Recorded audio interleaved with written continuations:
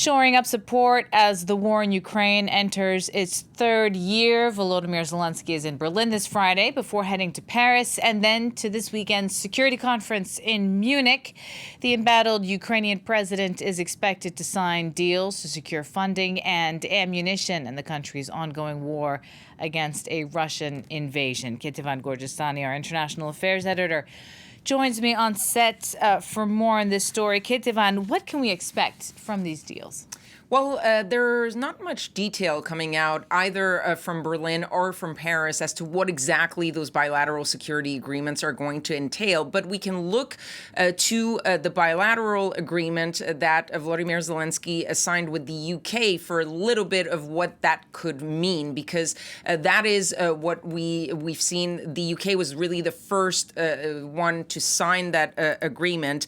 And in the UK package, there was a sort of a long-term plan or agreement over the next 10 years. And there was also one more short-term £2.5 billion package over the next fiscal year. Now, from the Élysée Palace, we've heard that there were going to be different aspects to that potential deal. Weapons and military equipment, obviously, military training for Ukrainian troops, as well as financial and economic support for the government of Ukraine. So it's not just military aid, it's also support for the Zelensky government. And where do these bilateral agreements or the idea of these bilateral agreements come from?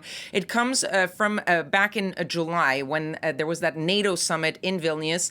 And at the time, NATO had not taken in or granted the possibility of membership or given a timeline to the Ukrainians.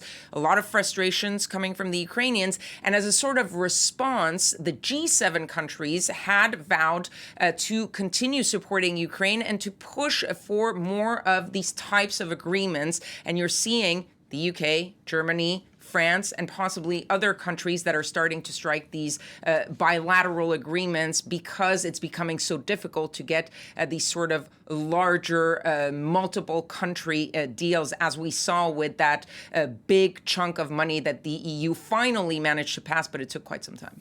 Well, one of the biggest contributors, I should say, individually speaking, is the United States, that has been the biggest funder of the Ukraine's effort against Russia. We're seeing a Senate vote that, if the Democrats get their way, will eventually make it to the floor for about $60 billion US dollars. Tell us more about that.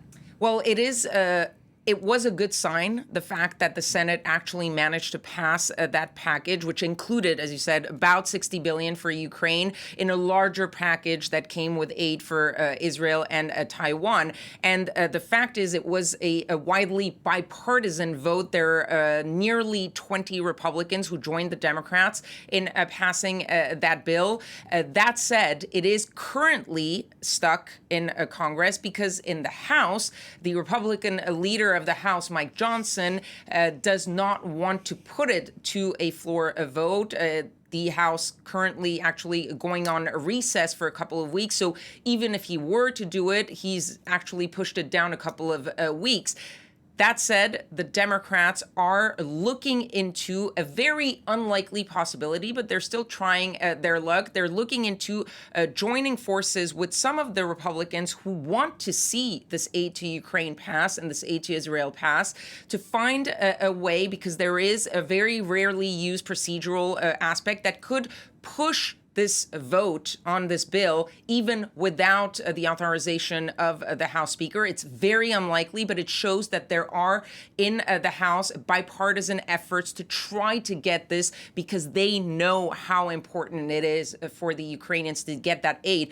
But at least in the short term, it's not looking like it's going anywhere. And that's why maybe you're seeing Volodymyr Zelensky really insisting on focusing on European support rather than U.S. That's right. Thanks so much. Kethevane Gorjestani with that analysis of Zelensky's meetings here in Europe this weekend.